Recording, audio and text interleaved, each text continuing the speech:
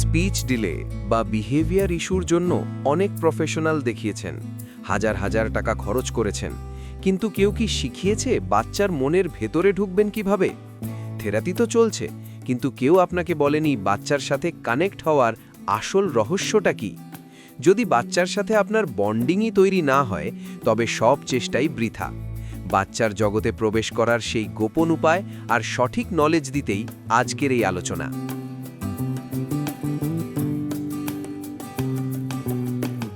বলছিলাম আমরা তো এখন তো আমাদের দেওয়ার্য মানে প্রচুর কথা বলছে, প্রচুর মানে স্টোরি টেলিংটা স্যার ওর সাথে প্রতিদিনই আমরা করছি, আর যেটা ওর ইন্টারেকশনের মধ্য দিয়েই মানে ও হয়তো বাইরে বেড়াতে গেছে বা কোনো জিনিস নিয়ে হয়তো খেলছে, বেশিরভাগ সময়টাও বাইরে বেড়াতে যাওয়াটা ওর বেশি এখন ইন্টারেকশনের মধ্যে আছে।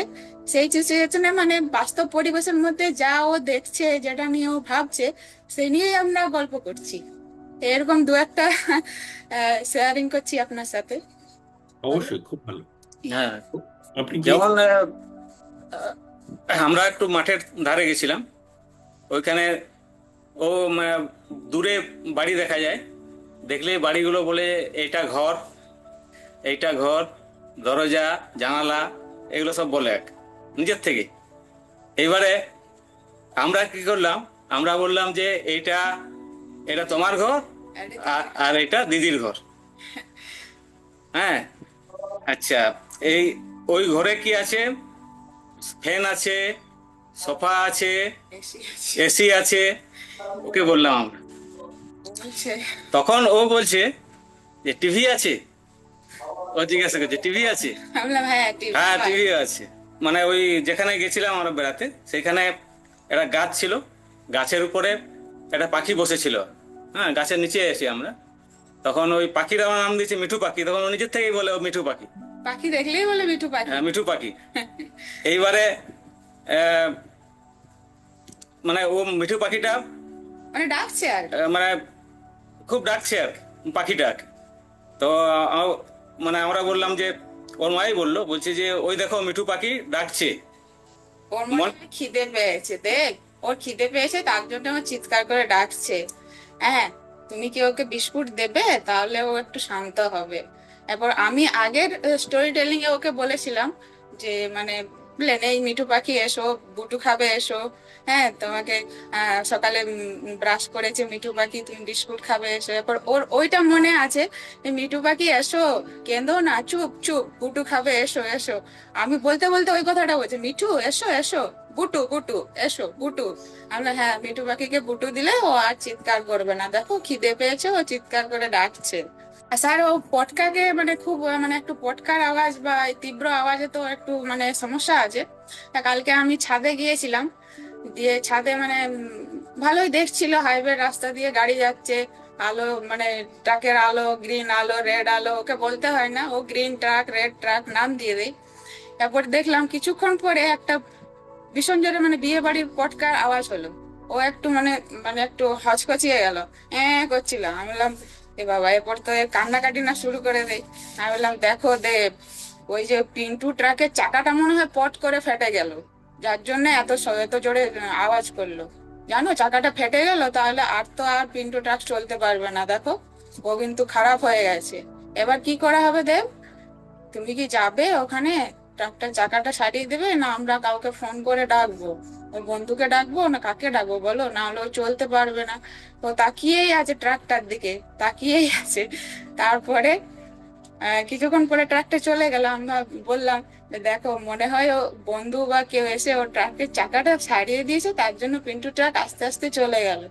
এবার ওই পরের যে ট্রাক গুলো আসছে, ওই ট্রাক গুলোকে দেখে বলছে, ট্রাক, ব্লু ট্রাক, চাকা পট।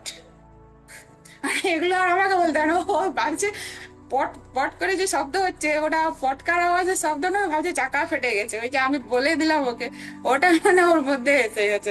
মানে আর পটকার ভয়টা আর অতটা মানে ইয়ে করছে না। নাহলে বাজিকে এত ভয় পায় যে আমরা কোনো অকেশনে, বিয়ে বাড়িতে, পুজোতে, এগুলোতে যাওয়া খুব সমস্যা হয়ে যায়।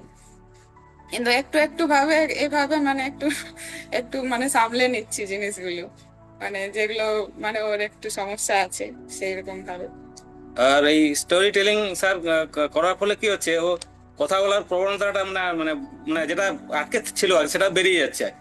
যেমন ও এই রিসেন্টলি কিছুদিন থেকে ও মানে স্কুটির সামনে বসে বাজারে ঘুরতে যায় আমার সঙ্গে, ওটা খুব ইন্টারেস্ট ওর।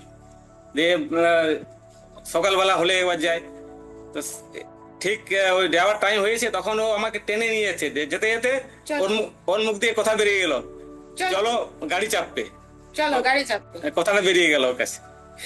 মানে যেটা বলে না অন্য সময় টেনে নিয়ে যায়। হ্যাঁ, ও মুখে বলছে চলো গাড়ি চাপবে। বললাম, হ্যাঁ চলো। আর প্রতিটা জিনিসে খোঁজ নিচ্ছে, বাবা কোথায়, মা কোথায়, দিদি কোথায়, সবসময় খোঁজ নেই। আগে যেগুলো মানে ও মানে মানে ই করতো না, বলতো না, এখন কিন্তু প্রতিটা জিনিস ওর ইন্টারেস্ট, যেগুলো যে এখানে যাব, এটা খাবো, এটা নেব, এই জিনিসগুলো ও মানে বলছে। আর নোট করার ব্যাপারটা মানে এটা তো স্টোরি টেলিং এর নোট, মানে আমি মোটামুটি প্রায় 6.5 মাস ধরুন আমার হয়ে গেল, মানে নর্মাল নোট যেটা ডেলি রুটিন, যেটা সকাল থেকে রাতে ঘুমোতে যাওয়ার আগে পর্যন্ত, ওটা আমার স্যার প্রতিদিনের রুটিন হয়ে গেছে, মানে একদিনও আমার গ্যাপ নেই।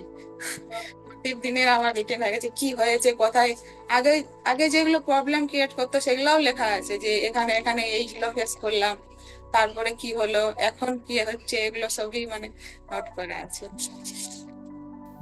কি বুঝলেন? তাহলে আশা আছে, এটুকু বুঝতে পারছেন?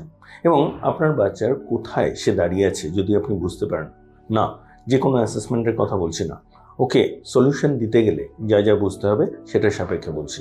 যদি সেটা বোঝা যায় সেখানে কিন্তু সলিউশন দেওয়া যাবে। সুতরাং আপনারা যদি একটা ফ্রি ডেভেলপমেন্টাল অডিট চান, আমাদের নাম্বার দেওয়া রইল, হোয়াটসঅ্যাপে যোগাযোগ করুন, জানান যে আপনি একটা ফ্রি ডেভেলপমেন্টাল অডিট চাইছেন, আমরা অবশ্যই আপনাকে সাহায্য করব। এবং যদি আপনি আমাদের সাথে কাজ করতে চান, যদি পুরোটা কীভাবে হচ্ছে বুঝতে চান, আমাদের সেখানেও যোগাযোগ করুন, আমরা অবশ্যই আপনাকে জানাবো। নিচে ডেসক্রিপশনে ডিটেলস দেওয়া রইল, আমাদের স্ক্রিনেও ডিটেলস দেখতে পাচ্ছেন। আমরা আছি আপনার সাথে। নমস্কার।